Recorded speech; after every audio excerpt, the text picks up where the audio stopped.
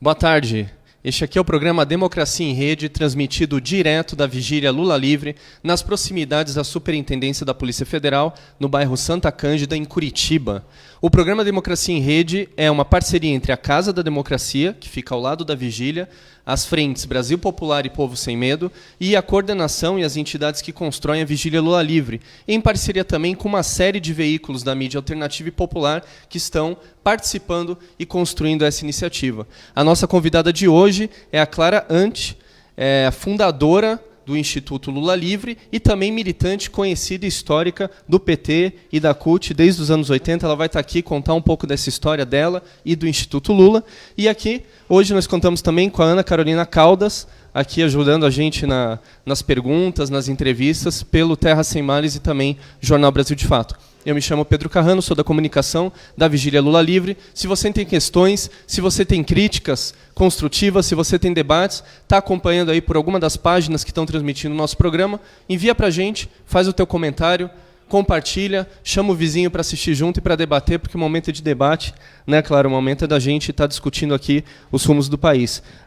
Boa tarde, obrigado aqui pela participação conosco. E eu queria começar perguntando, né, um pouco, você contasse para a gente um pouco da sua história militante, que também aí se cruza com a construção do Instituto Lula. Boa tarde, boa tarde. Pedro, boa tarde, Ana, boa tarde a todo mundo que está acompanhando aí. Eu estou hoje aqui, eu vim dar bom dia ao presidente, para o Lula, vou ficar até amanhã e aceitei esse convite, acho importante e estou contente de poder falar um pouco da história do Instituto. Se der tempo, a gente fala de mim. Então, vamos falar do Instituto, que é mais importante, porque todo mundo que está se... Eu penso, todo mundo que está se dedicando nessa luta democrática para garantir a liberdade do Lula, para garantir o direito do Lula a ser candidato, ele sair daqui desse lugar desagradável, né, para o país, para o mundo, um homem como ele, preso, engaiolado, né? É muito ruim para a democracia, é muito ruim para todos. Então, eu pensei que uma das coisas que seria bacana é contar um pouco, como vocês pediram, né, a história do Instituto Lula, né? Então, o Instituto Lula, hoje, ele é fruto de várias etapas, quase que de uma mesma instituição, só que teve momentos diferentes, teve momentos políticos diferentes e momentos de trabalho diferentes. O primeiro momento assim que a gente considera como um marco foi logo após o segundo turno das eleições de 1989, quando o Lula chegou no segundo turno, mas infelizmente perdeu a eleição. E teve uma reunião, essa história é bacana, teve uma reunião, acho que no dia seguinte ao segundo turno, na casa de um simpatizante do PT e do Lula, um arquiteto chamado Jacques Breton, que ele convidou todo o palanque do segundo turno, né, ou seja, as forças que foram junto, o Covas, o Roberto Freire e outros, que eu, nesse momento eu não lembro, mas pode ser que eu lembre até o fim da entrevista, senão a gente consulta no Google, certo? Então, teve uma reunião da qual eu participei, eu era líder da bancada do PT na Constituinte Estadual, participei dessa reunião e o que me chamou a atenção foi exatamente que o Lula fez uma proposta para que aquelas forças continuassem juntas, definindo um campo democrático e pudessem fazer uma oposição afirmativa ao governo do Collor. E se espelhando um pouco no que os ingleses têm quando a oposição constrói, a oposição articula, né, uma coisa chamada governo na sombra, shadow cabinet, que é no parlamentarismo, porque assim, no parlamentarismo tem uma crise hoje, pode mudar o governo amanhã, e você é a oposição hoje, amanhã você pode ser a situação. Então eles têm como se fosse uma usina de acompanhamento para a qualquer momento poder assumir e ter as propostas, ter o debate.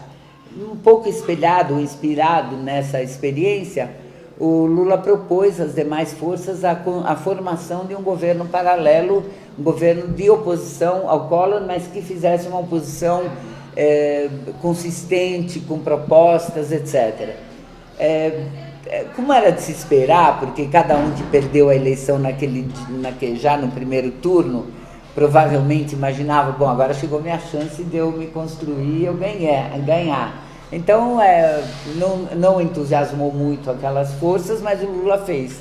E o Lula organizou, então, um chamado governo paralelo, que foi coordenado por um economista chamado Walter Barelli, muito conhecido principalmente no movimento sindical e na imprensa, porque ele coordenava o DIESE, Departamento Interestadual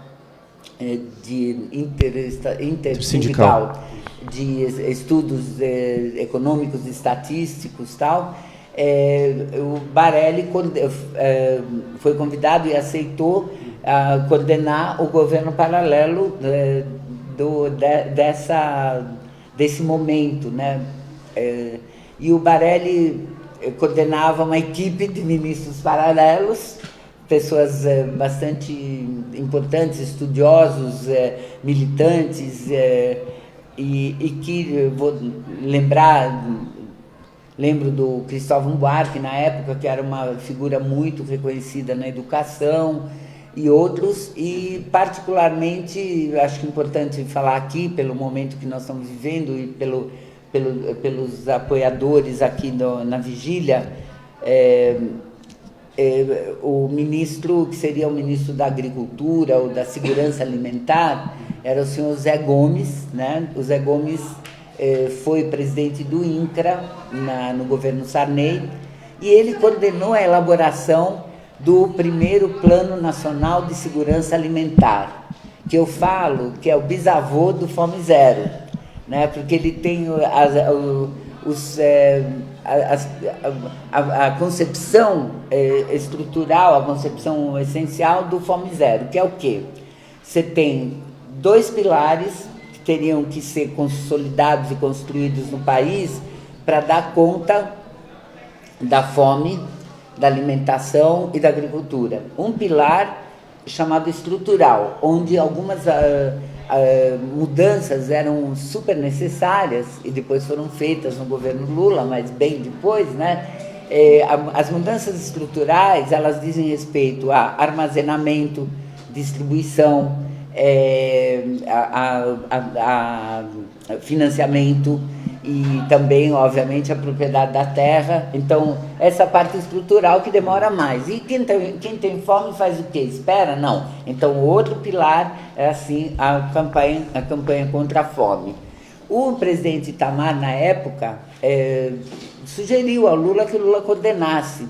E o Lula, desde então, ele tem uma postura tão aberta e tão voltada para agregar forças, que ele sugeriu para o presidente Itamar que convidasse pessoas não tão identificadas com partidos, porque aí teria uma possibilidade desse trabalho crescer muito.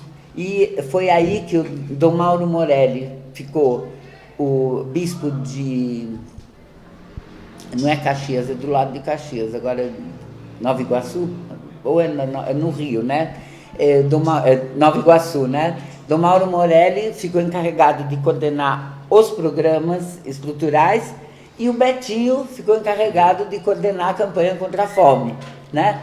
Tem, inclusive... Pouca gente sabe esse contexto, né? Às vezes fala-se do Betinho, não... Sim, claro. Esse contexto que você está dando para a gente. Exatamente. Né? E o dia que esse programa foi anunciado pelo presidente, então presidente Itamar Franco, estavam todos eles, e tem um elogio muito grande feito ao Lula naquele momento, porque realmente foi uma contribuição de uma pessoa que perdeu a eleição e que se dedicou a construir um programa, vários programas, para que o Brasil melhore, para que o povo brasileiro melhore.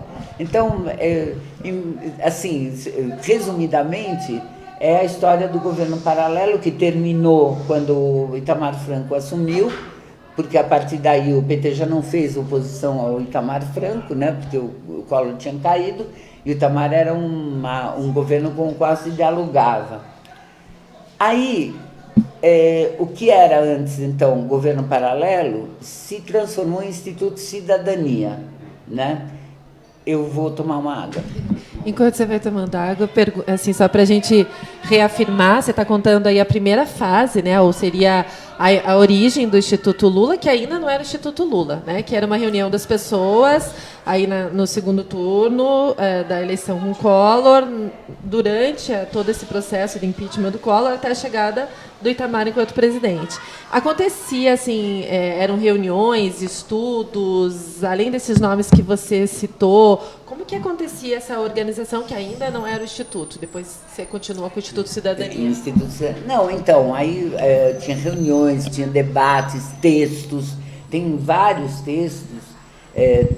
Tem texto de saúde, que eu me lembro que o Leôncio, do Rio de Janeiro, coordenava, tem o de educação, tem, não lembro em que momento, acho que foi lá pelos já 90, a Luísa Erundina, acho que em 92, quando acabou o mandato dela de prefeita, ela coordenou um projeto chamado Acordo Coletivo no Serviço Público, que é muito interessante, e outros que nesse momento eu não lembro, eu vou passar para vocês todo o material que eu tenho, mas era uma usina de programas, era usina de projetos, um local onde se debatia, onde tinha reunião também para debate de conjuntura. Então, tinha uma dinâmica muito voltada para olhar o país, né? Não apenas, né, uma eleição, para olhar o país. E aí, a qualquer momento que desse para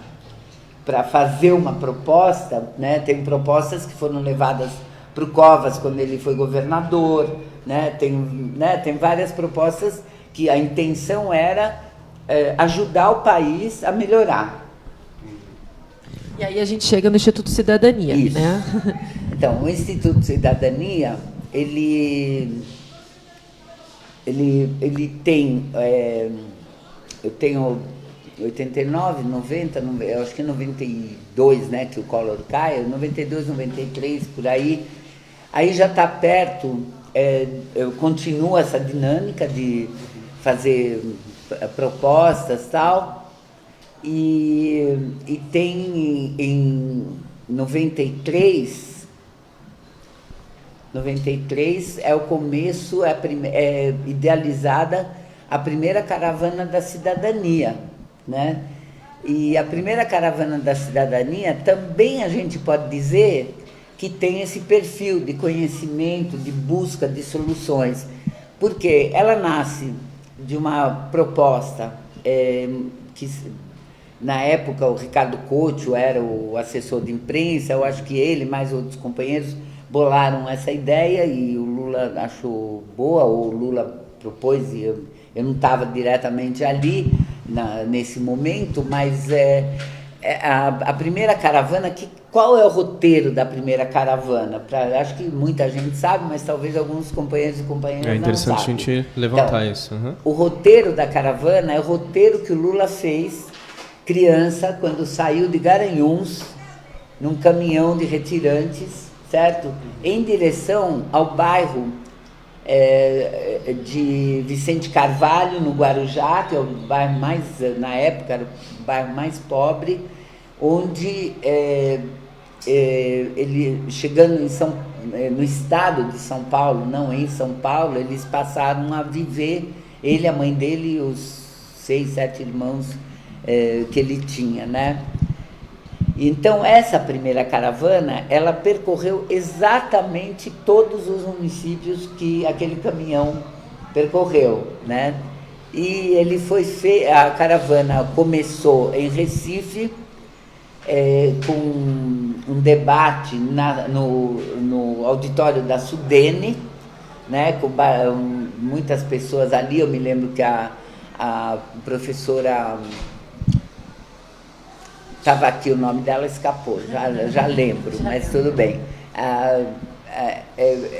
Esse debate foi sobre o Nordeste, sobre os futuros do Nordeste, o futuro do Nordeste, da nação brasileira, a questão da fome, toda a questão da miséria. E aí eles foram até Guarujá é o fim, né?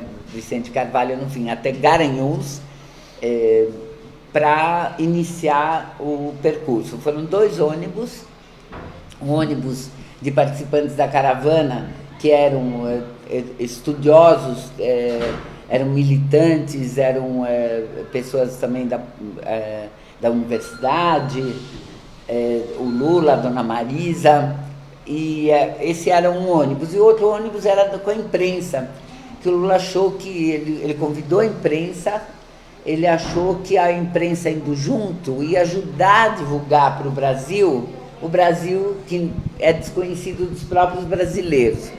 Se vocês fizerem uma retrospectiva da imprensa, vocês vão ver que, na verdade, a maioria dos jornalistas que acompanhou a caravana se deteve em pequenos detalhes, em pequenos incidentes.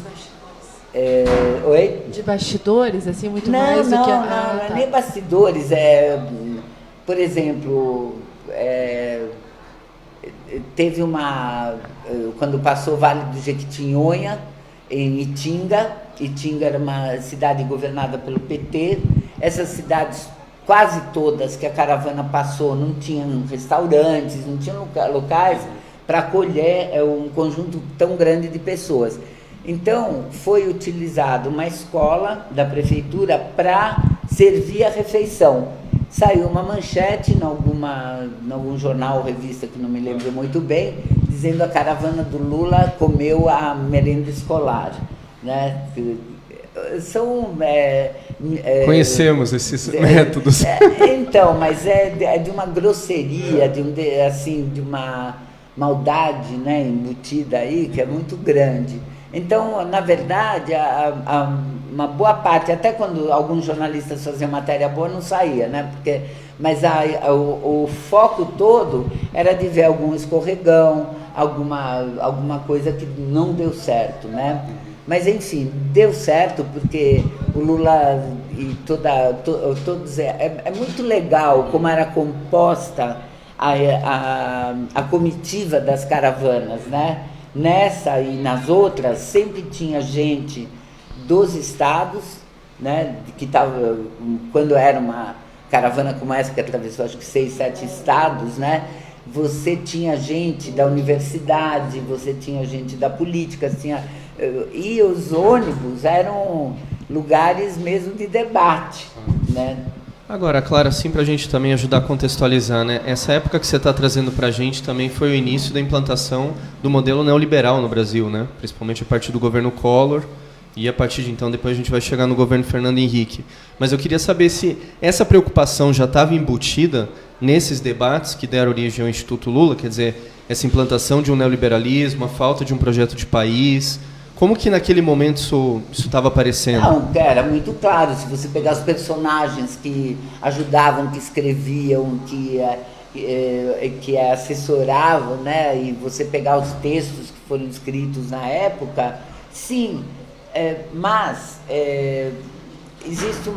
existem particularidades aí. Uma coisa é discutir o neoliberalismo numa mesa de debates acadêmicos.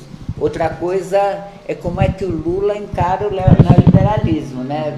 Deve ser dificílimo achar a palavra neoliberal nos discursos dele, né? No governo, nos 8 anos de governo, ele fez 1.020 ou 2010, alguma coisa assim, discurso. Dificilmente você vai achar essa palavra, porque é o modo como ele tratou. Ele sempre tratou de um modo de tal maneira que a população entenda, né, e que ele possa encontrar uma solução, né? Porque a população percebia a piora das condições de vida, né? Percebia mas ainda não, aplicado, naquela época, senão o Fernando Henrique não teria sido eleito em 94 e 98, claro. Certo? Então, ele derrubou o celular. Clara, e aí, para a gente continuar a caravana e o Instituto Cidadania, tem uma essência aí já colocada, que não é um instituto de intelectuais, né? É um instituto que levava as pessoas à realidade, e dessa realidade elaboravam o que a gente pode dizer que seria o início das políticas públicas que foram implementadas pelo governo Lula e governo Dilma. Como é que começa essa história, então, dessa junção das caravanas com essa fase que se chama Instituto da Cidadania? Então, vamos por partes. Primeiro, tinha intelectuais, sim. Então, não é um instituto, um centro de intelectuais, mas é um instituto com intelectuais, com trabalhadores, com políticos. Mas que colocavam o pé na realidade, não ficavam ali numa sala, no ar-condicionado. Então, que tem muito intelectual que põe o pé na realidade. Sim, que só falar só intelectual, eu acho que talvez a gente não atinja exatamente quais que são os nossos problemas nessa questão. A gente atravessou 94, 98, duas eleições que a gente perdeu. A de 98 é uma eleição que era natimorta, era dada como natimorta, mas foi, né? Então não é muito difícil quando o neoliberalismo e as medidas neoliberais, vamos dizer, porque dizer também neoliberalismo, a gente não tem aqui uma intelectualidade com esse ismo, né? Mas as medidas neoliberais, elas não são compreendidas imediatamente, né, pela população.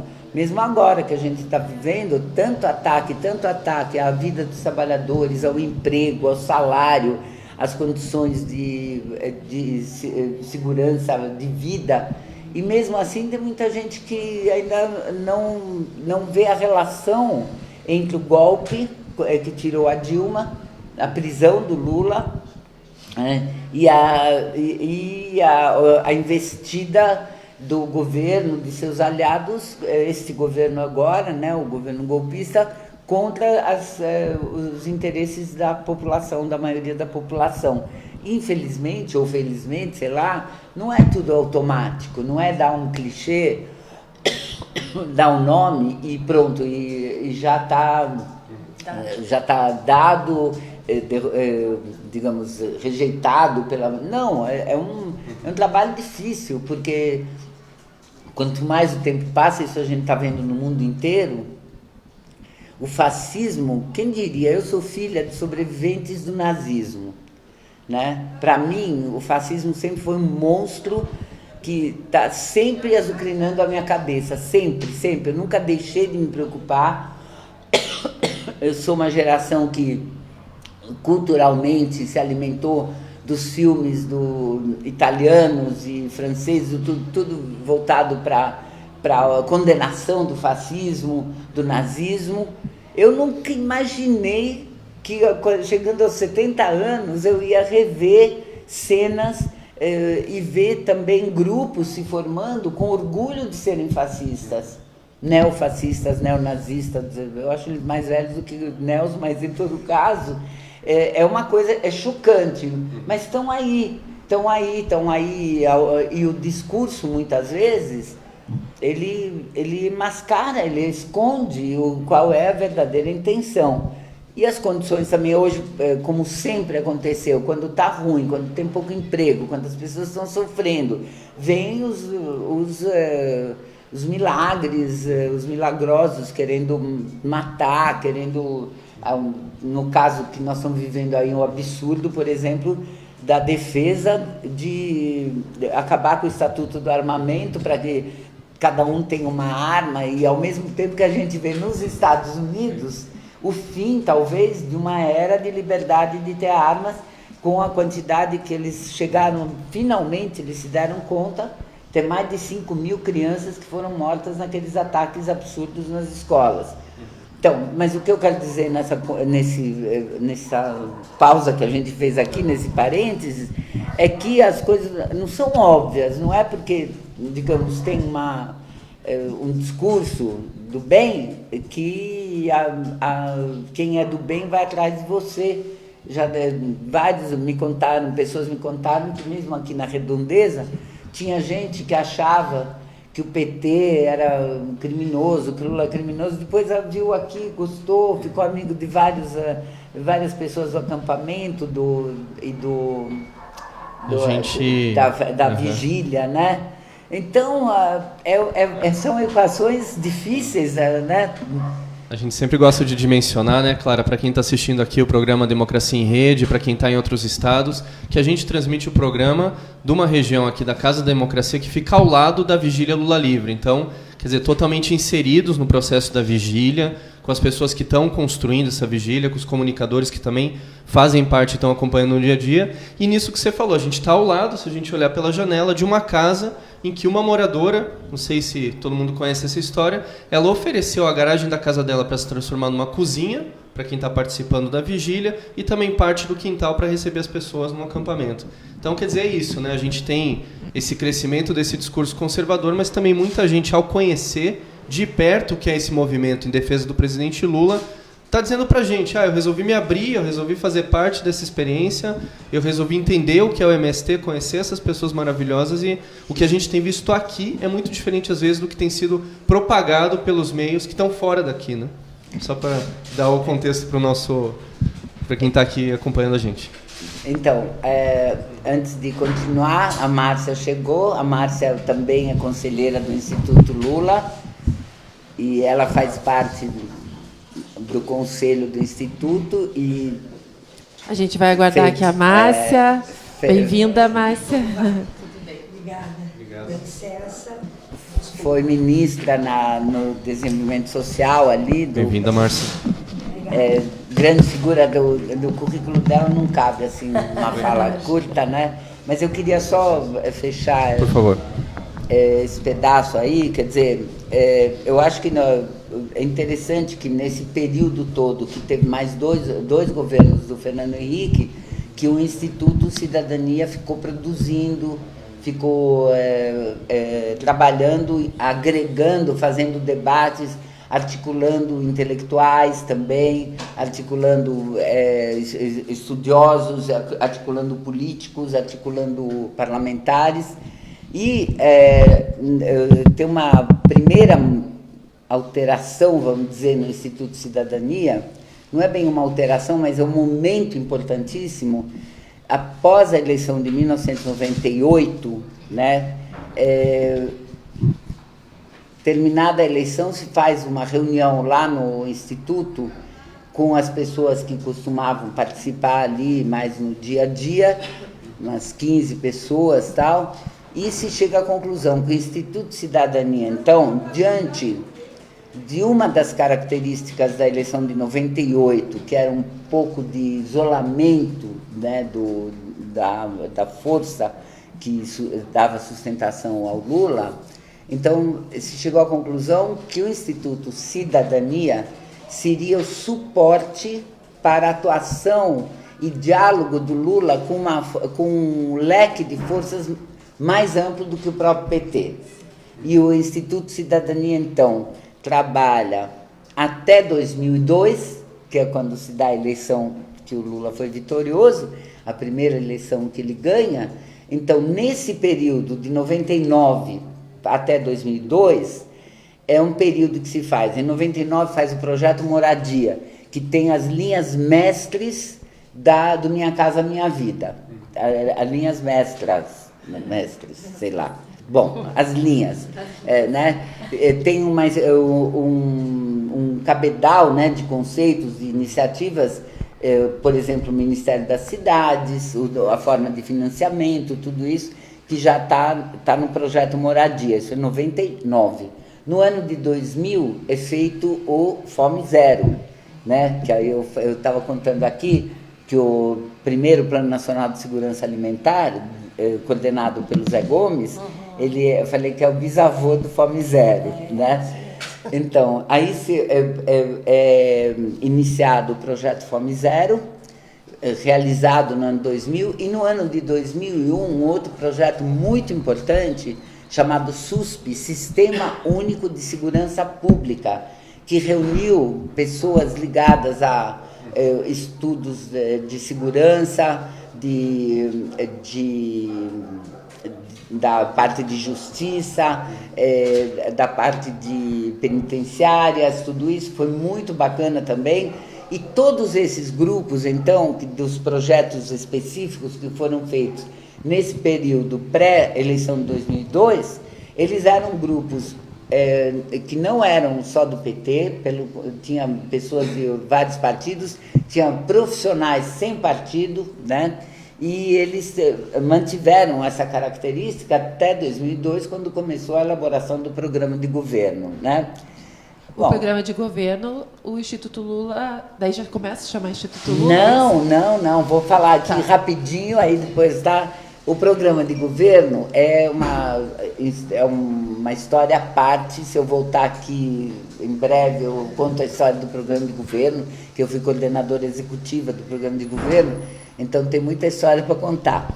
Mas, em 2003, o Lula ganha, evidentemente que o Instituto Cidadania ele fica mais enxuto. Eu vou para o governo, vários outros companheiros vão para o governo. Então, o Instituto continua funcionando, tem projetos, fez o projeto Juventude, fez o projeto de Desenvolvimento Local e mais outros projetos que eu estou pulando aí, porque é tanta coisa, né? E aí termina o mandato do Lula em 2010, 31 de dezembro de 2010, o Lula sai de Brasília, chega em São Bernardo, aquela gente esperando ele, e ele fala: eu vou continuar trabalhando para fazer projetos para o país, e eu vou me dedicar especialmente a intensificar as relações com os países da América Latina e a ajudar os países da África a adotarem programas bem-sucedidos como os nossos. Depois, daqui a pouco, a Márcia, que foi uma grande militante da parte da Iniciativa África, aí, né, voltou, fez tudo, ela vai contar tudo. Então, ele faz esse discurso, fala, bom, e o cara fez o discurso no banquinho, né, um domingo não, 1º de janeiro, né, não contou para ninguém que ia fazer esse discurso. Aí, na semana seguinte, batemos um papo ali em São Paulo e se resolveu, então, pôr em ordem, ver como é que nós estamos, quem vai trabalhar com a gente, não sei o que, tal. E nesse processo, então, achamos que era o momento de criar um instituto chamado Instituto Lula, tá? Então, esse instituto, em resumo, ele tem a Iniciativa África, a Iniciativa América Latina, o Memorial da Democracia e tem mais uma coisa que eu esqueci, e as coisas do dia a dia, tal, dos projetos e das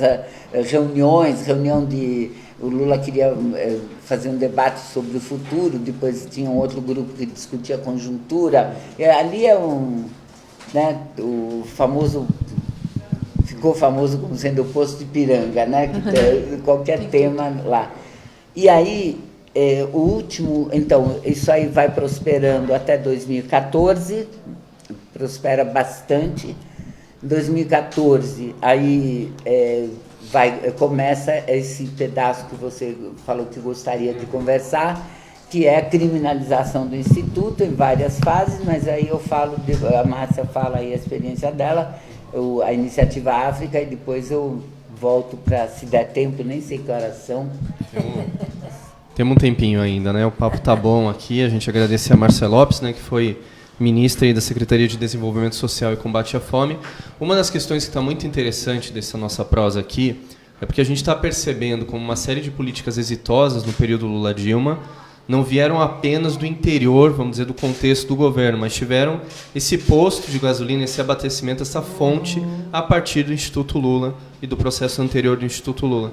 Queria que começasse por aqui a nossa prosa. E quando a Clara fala do projeto Moradia, eu me lembrava que na primeira gestão democrático popular de Londrina, de onde eu sou, eu era secretária de assistência, e todo o programa da Ação da Cidadania contra a Fome e a Miséria, né, do Betinho, e que o Lula estava fazendo a Caravana da Cidadania. Então, aí também é um grande berço de todo o debate, né, do Fome Zero e da política de segurança alimentar e nutricional. Então, de fato, tudo tem uma razão, né? Então, a gente tem vivido essa história, né, desde o regime militar, do ponto de vista da organização, da mobilização, e não era uma ação política espontânea, mas era, de fato, momentos e processos muito fortes né, da construção de um projeto de nação. Né? Isso foi sendo viabilizado, ou pelos movimentos sociais, sindicalistas, pelas universidades, né, obviamente, a origem do partido, e aí, claro, que, né, o Lula tendo chegado à presidência, então, em 2003, né, foi possível viabilizar e mobilizar, e tudo começou muito antes, né, a gente acalentando sonhos, mas também tendo experiências locais de gestão, depois nos estados e depois em nível federal.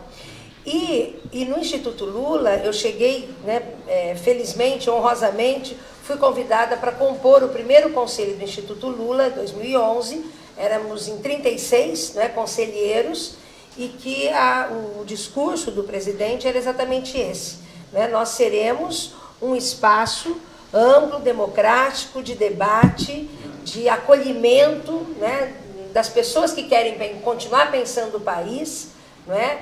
Nós vamos continuar dialogando com os países da América Latina, e África, ele sempre deu esse recado, né, que o Brasil não podia se sentir nem sozinho e nem soberano ele próprio, mas que esse diálogo era fundamental. E aí a iniciativa África e a iniciativa América Latina, né, o Celso Marcondes assumindo a direção da iniciativa África e o Dulce assumindo a América Latina e Caribe. E, obviamente, coincidiu que os organismos internacionais que já estavam acompanhando o governo, FAO, Unicef, PNUD, Banco Interamericano, OIT, né, e fazendo os relatórios, mostrando a mudança do país para os outros países, então eles passaram a nos procurar depois que o Lula saiu, né, e que continuou, porque a fila enorme de chefes das nações, né, de várias nações, procurando o Lula, querendo falar com o Lula, governadores, prefeitos, parlamentares, movimentos sociais, juventude, enfim. E foi assim que a gente, então, começou a organizar, né, essa iniciativa, olhando a África e olhando a América Latina e vendo onde nós podíamos continuar aprofundando os debates, né, e assegurando esse diálogo do ponto de vista dos objetivos, seja do Fome Zero, seja dos programas de transferência de renda, pelo êxito do Bolsa Família no Brasil, dos sistemas públicos, né, a gente implantou um sistema único de assistência social, rompendo com o clientelismo, com a benemerência, mas de fato dentro de um sistema de proteção social, um sistema de segurança alimentar e nutricional. Então, os organismos que eram chamados pelos países tinham todo o interesse que nós, né, que já estávamos e tínhamos vivido 8 anos de governo e de uma experiência exitosa, provadamente, né, que a gente pudesse, então, partilhar. Dos 54 países da África, o governo do presidente Lula fez cooperação com 47, pelo menos com 47. E cooperações... Algo que nunca foi muito bem visto, né, pelos setores que inclusive promoveram o golpe de Estado aqui no Brasil, né, pela direita liberal, pelo que a gente chama de conservadorismo. Essa relação Sul-Sul é um dos tópicos do governo que nunca foi bem aceito. Né? Exatamente porque, né, tem esse sentido de preservação. Eu me lembro que o IBGE emprestou os PDAs, as maquininhas para fazer o censo, porque países da África que há 30 anos estavam sem fazer censo.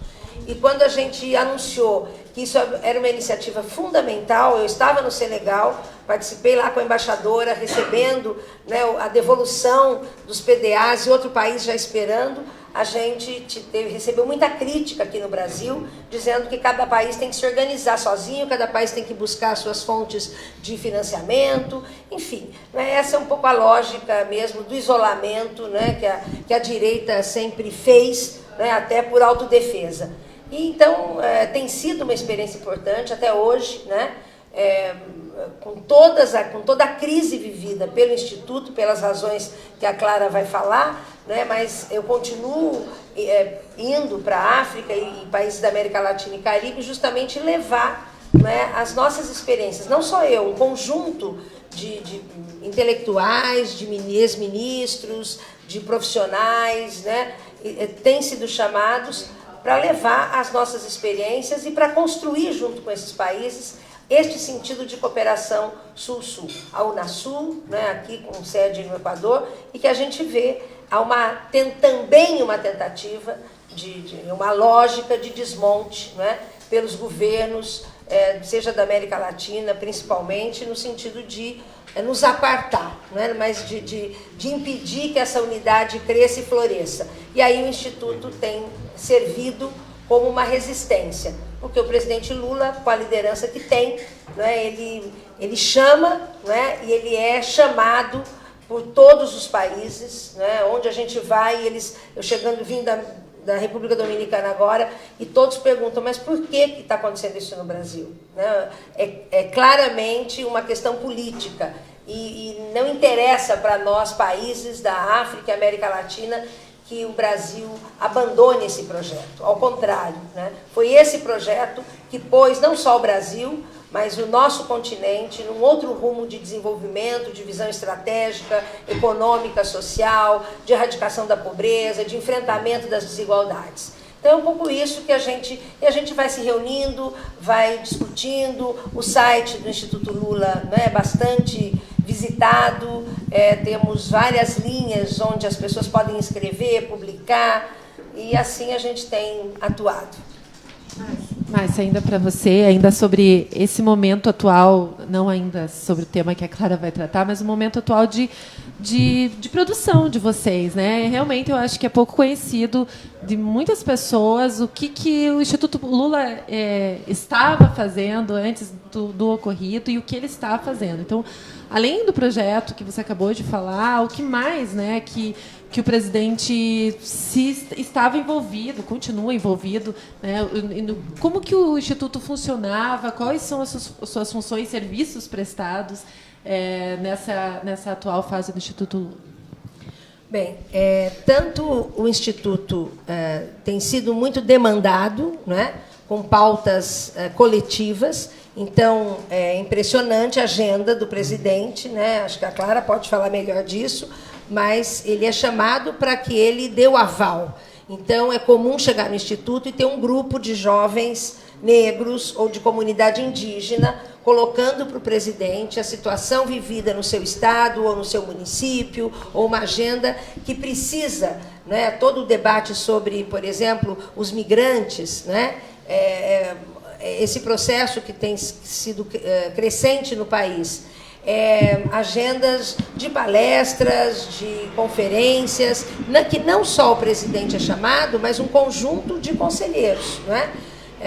Enfim, ex-ministro Celso Amorim, vários ex-ministros que compõem o Instituto Lula, em cada lugar, cumpre essa agenda pelo Instituto, como representante do Instituto, para dar cabo dessa tarefa, né, da gente manter acesa não só um sentido de gestão do governo, né, independente do governo ou não, mas o nosso trabalho, nós temos uma tarefa política de preservação dos nossos debates, do nosso projeto, do aprofundamento de temas polêmicos, né, de temas que são transversais.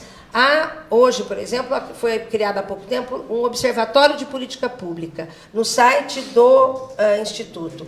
Então, todas as pessoas que querem tratar de um tema, saúde, educação, segurança, habitação, assistência social, cultura, né, então, ela escreve e rapidamente, né, esse texto, esse tema é acatado e aí se estabelece um debate, né, um debate interno. Temos reuniões, às vezes, a cada mês, 2 meses, 3 meses, dependendo, né, da conjuntura e, obviamente, da disponibilidade. Né? Claro, é um trabalho de militância para o Instituto e assim, vamos ocupando esses espaços. Somos chamados para as conferências, né, aqui no Brasil, em todos os estados praticamente, nos municípios também. Temos ciclos de palestras que são realizadas também, principalmente em São Paulo, né, que é onde, claro, o Instituto está presente, tem mais força. Enfim, o Instituto ele sempre procura dar, né, um pitaco, palpite e um posicionamento acerca dos temas que estão aí em debate, que afloram na sociedade. Não é? Nós vivemos um tempo complexo, né? Não do Brasil, mas do mundo. E isso exige de nós um posicionamento, né? E aquilo que a gente tem por responsabilidade construir. E claro que a liderança desse processo, né, foi e continua sendo o presidente Lula. Márcia, obrigado. Eu queria voltar daqui a pouco nesse debate programático que a gente acha bem importante, mas eu queria retomar aqui com a Clara a seguinte questão, né, Clara? Você está contando um pouco esse percurso do Instituto e a gente chega nisso que você colocou como o começo de uma criminalização, que é a própria criminalização também da esquerda, da presidenta Dilma, do presidente Lula, em que o Instituto também é usado como um mote dessa criminalização, né?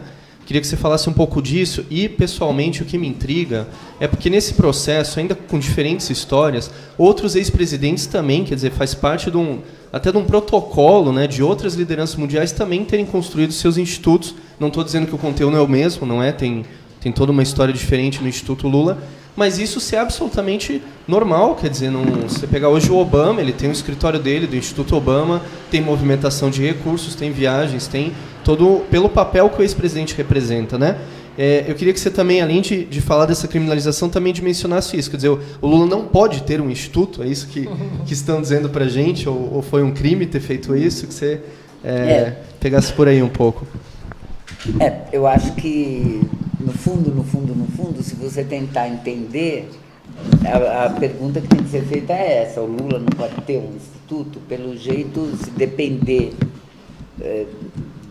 dessas forças que estão atuando contra ele, claro que não, mas que é uma injustiça em si. Eu queria dar um exemplo que junta um pouco essa criminalização com a África. Vocês vão ficar olhando para mim e falar, como assim, né? Porque, assim, em 2012, se não me engano, eu sempre erro os números e os anos, mas eu acho que foi em 2012,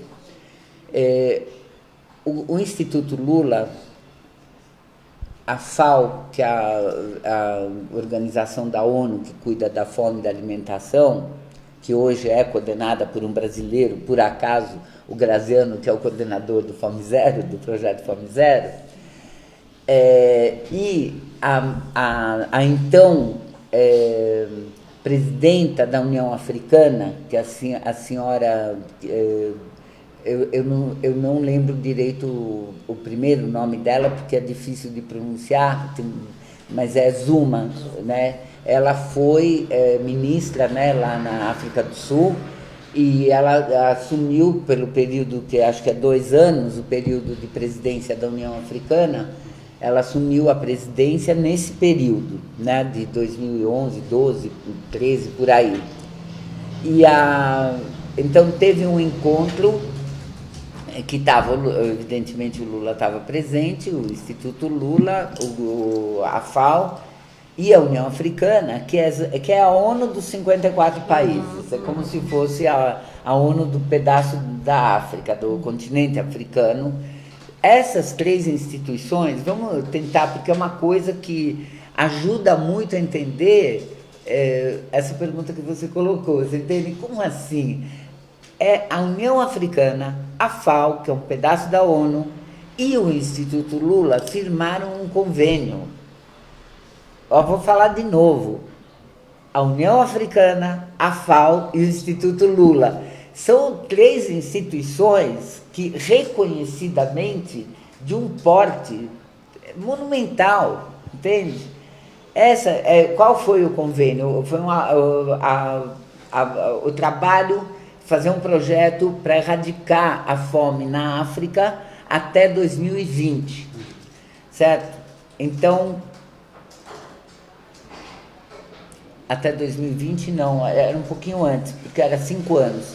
Então fizeram um piloto com 5 ou 6 países, um piloto para aplicar algumas políticas nesses países e depois fazer a avaliação e implementar, se for do entendimento geral dos 54 países, implementar em todo o continente africano.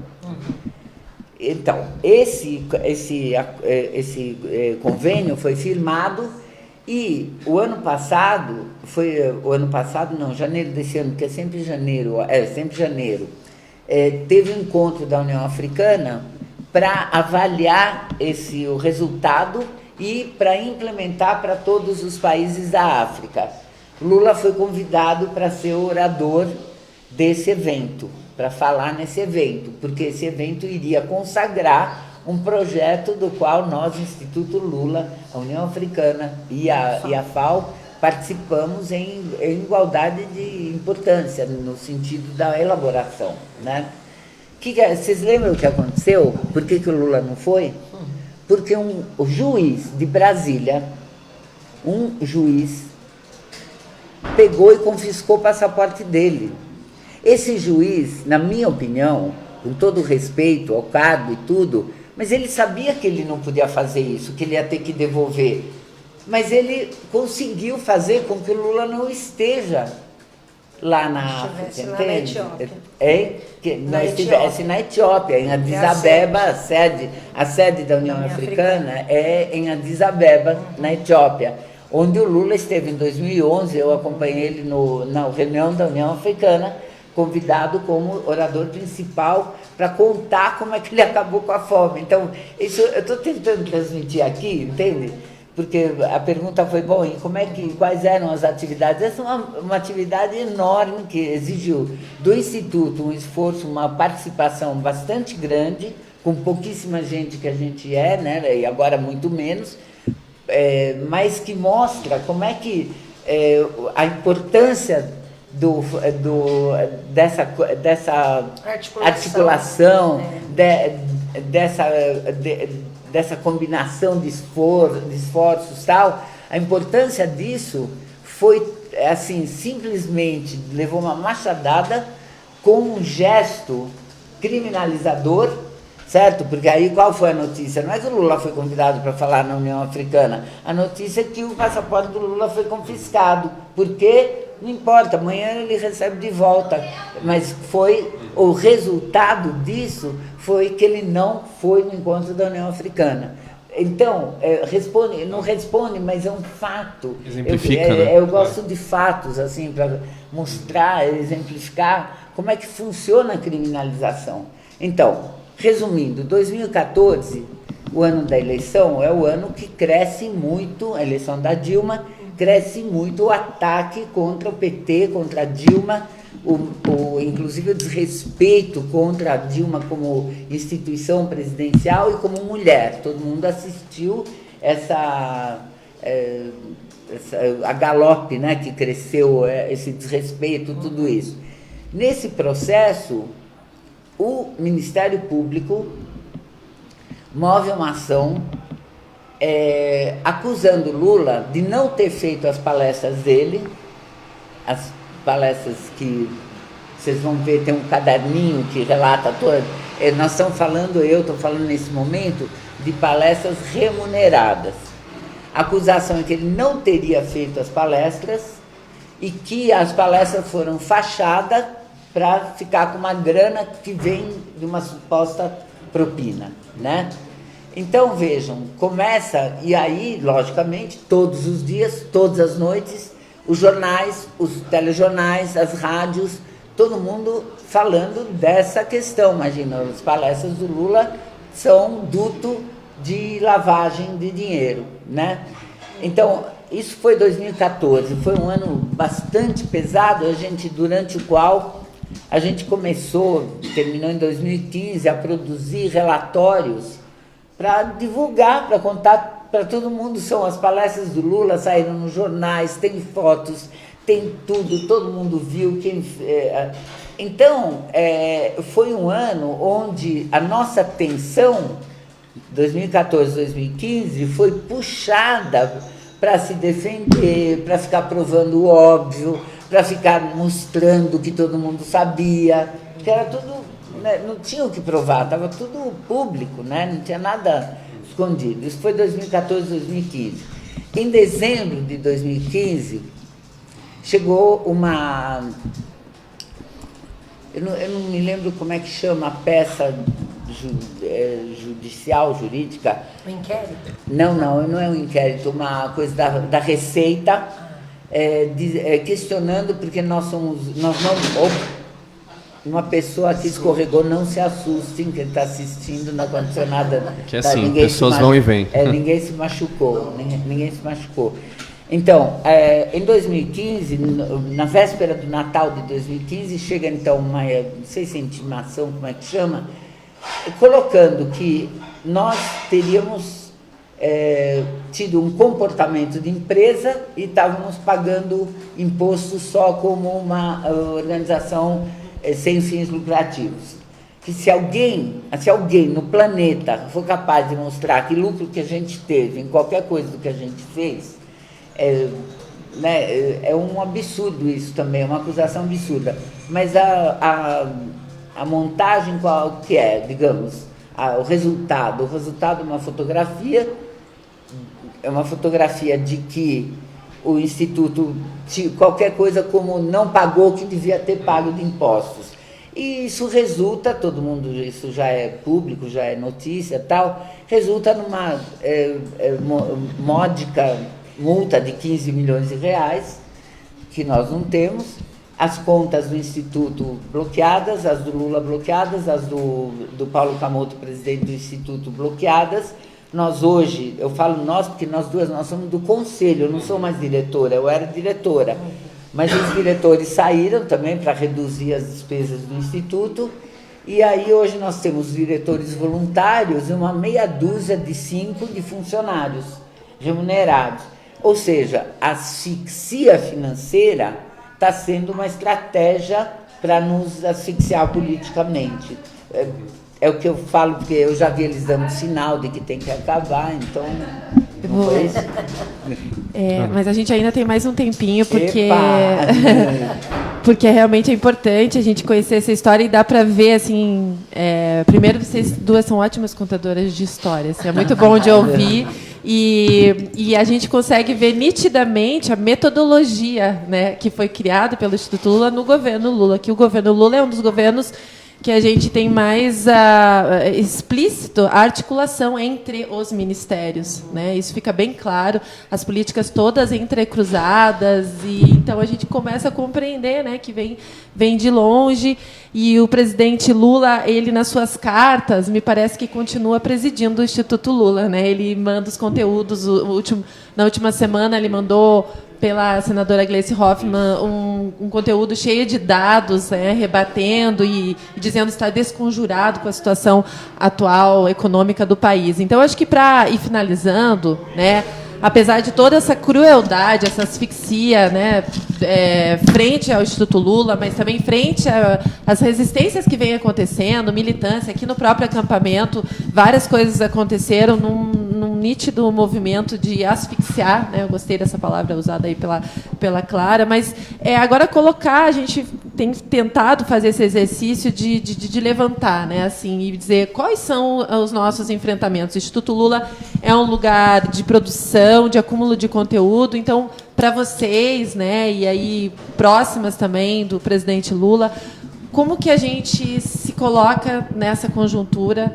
né? Vocês que têm essa caminhada bastante longa de produção.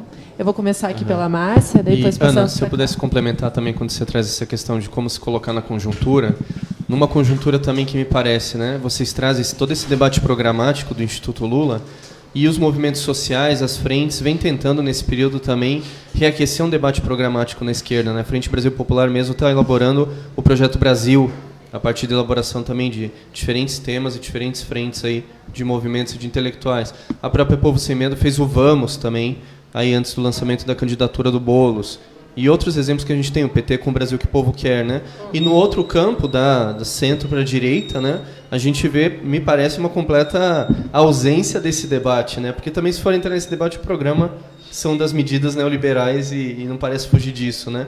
Então, qual a importância também nesses desafios que a Ana coloca, nesse prosseguimento, mas de ainda manter um debate programático nessa conjuntura de agora, né? Bom, acho que o próprio presidente Lula, né, já expressou, né, de uma forma muito certeira que não se tratava dele, né? Que ele podia estar saindo de cena do ponto de vista físico, né? Nesse momento, mas que não era ele, né? A questão não era ele, era a ideia, era o projeto, e nós sabemos, né, e a importância dessa resistência com essa vigília, com o acampamento, com as inúmeras iniciativas que nós temos pelo Brasil afora e pelo mundo, né? Quantos, enfim, intelectuais, artistas estão se manifestando em relação a essa brutalidade causada e que estão fazendo questão de produzir, né? E, nesse sentido, me parece que o que nos motiva, né, e o que nos leva para frente, o que nos faz resistir, é exatamente contrastar, né, o que nós estávamos construindo. Eu, pelo Ministério do Desenvolvimento Social e Combate à Fome, depois que o Graziano saiu, eu coordenei o grupo de trabalho com os 5 anos, com 13 ministérios, né? Nós tínhamos uma matriz que construiu o Fome Zero, não como um programa a mais, mas como uma estratégia de enfrentamento e de fazer chegar em todos os municípios do país, porque o que era natural era chegar os recursos nas capitais e em alguns municípios, de acordo com a base parlamentar, né, de acordo com aquilo que era conveniente, né, na negociação do Executivo com o Legislativo. E quando o presidente chama a marcha de prefeitos, dá legitimidade aos prefeitos, independente de partido, e tem uma agenda nacional e internacional, então, claro que isso, muito rapidamente, tem um impacto do ponto de vista dos resultados, dos indicadores, né, de diminuição de pobreza, de mortalidade, de desnutrição, né, de acesso dos negros à universidade, de, enfim, uma organização, um crescimento do poder das mulheres, de participação, de autoestima, né, e, com isso, claro, esse tudo, nesse tempo todo, né, do Lula, da Dilma, isso foi uma ameaça, né, ao modo de fazer gestão, ao entendimento do Estado. Então, do meu ponto de vista, e o que está acontecendo agora?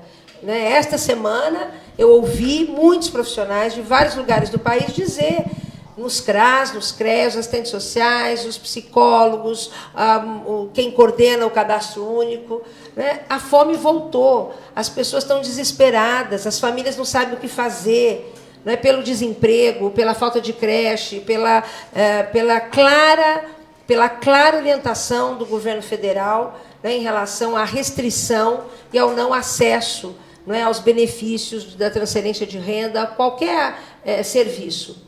Então, e nós estávamos, né, eu digo sempre, a gente estava apenas começando um processo de reverter, né, aquilo que a gente sabe que a elite, por 5 ou mais, né, décadas, estava construindo do ponto de vista dessa lógica de concentração de riqueza, enfim.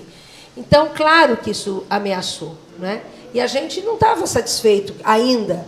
A gente sabe, né? E o presidente Lula, recentemente, agora, no começo do ano, numa reunião no Instituto Lula, ele foi lá na sala, nós estávamos num grupo, e ele disse, olha, gente, vamos olhar o que está acontecendo com a juventude, vamos olhar com quem está chegando de fora no Brasil, vamos, né, dialogar, vamos pensar como responder, né, a esses fenômenos tão complexos, né, seja do tráfico, enfim. Então, ele sempre nos pautou.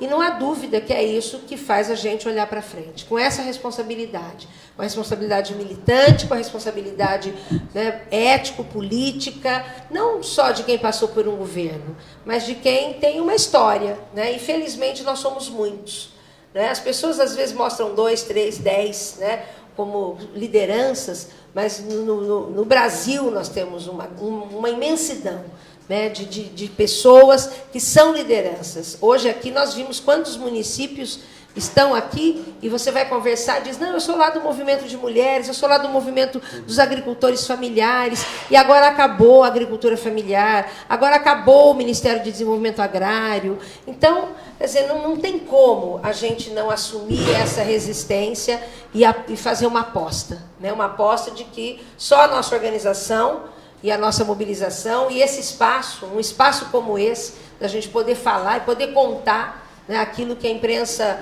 oficial nunca contou, né? De poder, de fato, mudar esse rumo. E eu sou otimista, né? Eu acredito nisso, acho que esse é um tempo que nós estamos passando, né?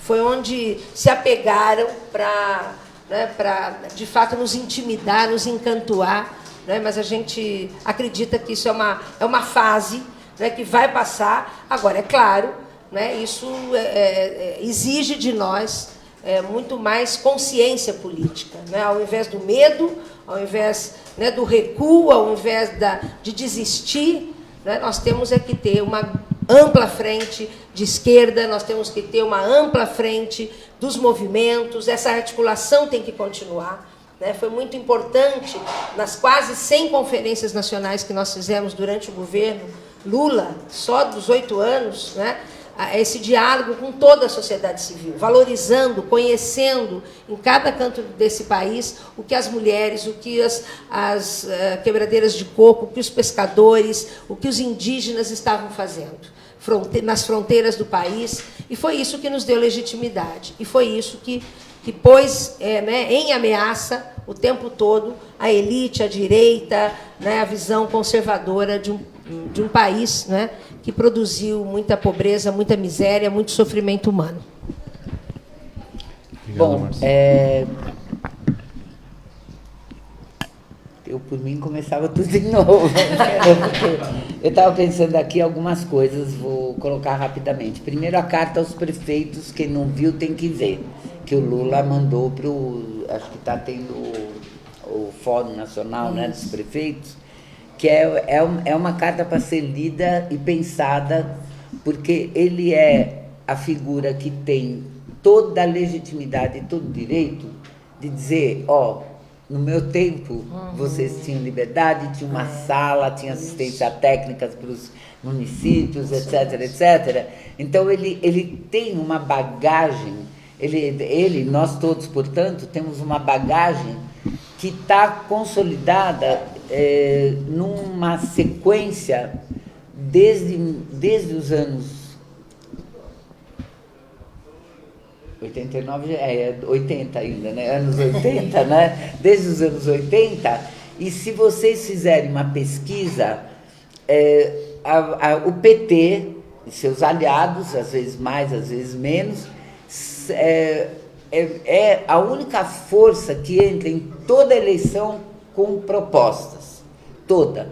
O modo petista de governar, quando a gente ainda só governava meia dúzia de prefeituras, se consolidou de tal maneira que coisas que a gente falava e que diziam que é coisa de comunista 40 anos atrás, 30 anos atrás, passaram a ser tão obrigatórias que não tinha ninguém que disputava uma prefeitura que tinha coragem de contestar, principalmente na área da saúde, da educação, etc. Orçamento participativo. Né? Orçamento participativo menos, mas as políticas de saúde e educação não tinha como. O PT marcou uma lógica, né? O tal do modo petista de governar. Então, essa é uma observação que eu queria fazer, porque estou tentando juntar as coisas que a gente conversou. A outra coisa que eu queria chamar a atenção é como é que a Márcia falou bastante disso na prática, como ela operou com vários ministérios tratando de temas, né, temas transversais. Algumas das coisas que foram tratadas assim no governo do Lula, temas, não coisas, foram o racismo, o Ministério da Promoção da Igualdade, Secretaria Nacional pela Promoção da Igualdade Racial, olha o nome. Ele era obrigado a trabalhar com todos os ministérios e criar coisas novas mesmo, de propostas de relacionamento, e isso também nas mulheres. Então, não é uma coisa que tem um programa, faz, não faz. Não, os ministérios tinham que abraçar, tinham que se envolver, tinham que fazer acontecer, né? Eu quero aqui citar uma coisa que me toca muito, que é a junção, porque no comecinho da Iniciativa África eu que coordenei o comecinho. Aí depois veio o Celso, então ele formou o conselho e tal. E o que acontece? Todos, eu não sei se vocês se lembram, alguns não podem se lembrar porque eram muito novos, quando o Lula foi como presidente para a África, ele foi num lugar que é chamado Porta do Nunca Mais, e ele pediu perdão aos africanos pela escravidão no Brasil. Uma coisa de desmontar qualquer um em termos realmente de compromisso.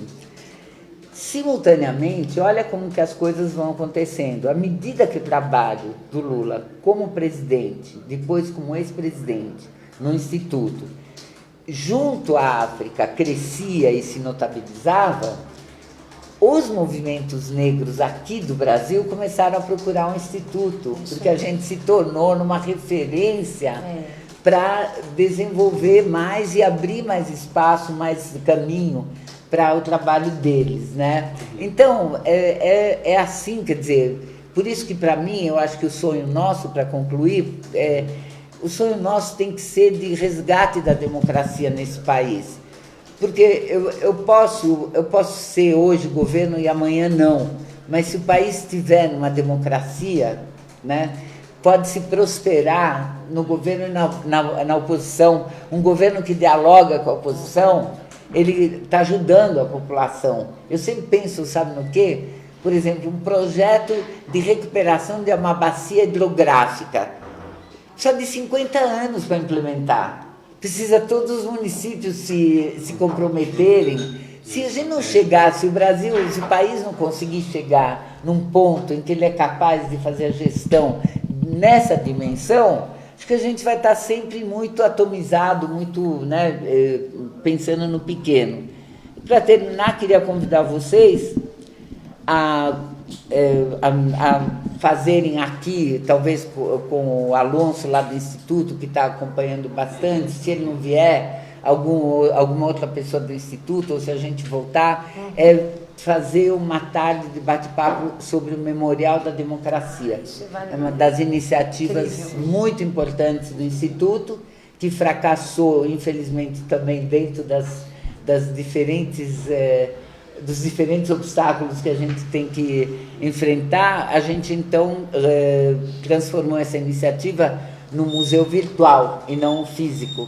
E ele está na internet, memorialdademocracia.com.br. Memorial da Democracia, tudo junto, minúscula, .com.br. Entrou lá. É uma delícia navegar pela linha do tempo, vários anos, vários processos históricos, e em cada um a gente pode também entrar, digamos, num aprofundamento vertical. Você vai encontrar a música da época, você vai encontrar cinema da época, não só política da época. Então, eu convido todo mundo a consultar o site do Memorial, e vocês fazerem uma tarde dessas, assim, com o Memorial.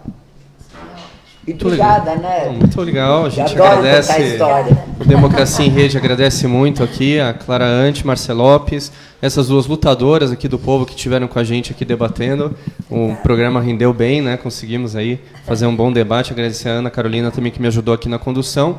E o Democracia em Rede, lembrar sempre às 2h, a gente está aqui, como você está vendo, com militantes, com figuras que constroem os movimentos sociais, os partidos de esquerda, com juristas, com lideranças. Quem passa aqui na Vigília vem acrescentar para esse debate. E hoje ficou claro, projeto de país, programa e a necessidade de um projeto de desenvolvimento social, tem uma figura que está injustamente presa ali nas dependências da Superintendência da Polícia Federal, injustamente, que deve sair, e essa figura é Lula, e é quem tem a capacidade de conduzir o país para um novo projeto de desenvolvimento. É isso que a gente precisa, é isso que esse programa vai estar sempre debatendo. Lula a gente livre. agradece, e Lula livre. Lula livre. Aí.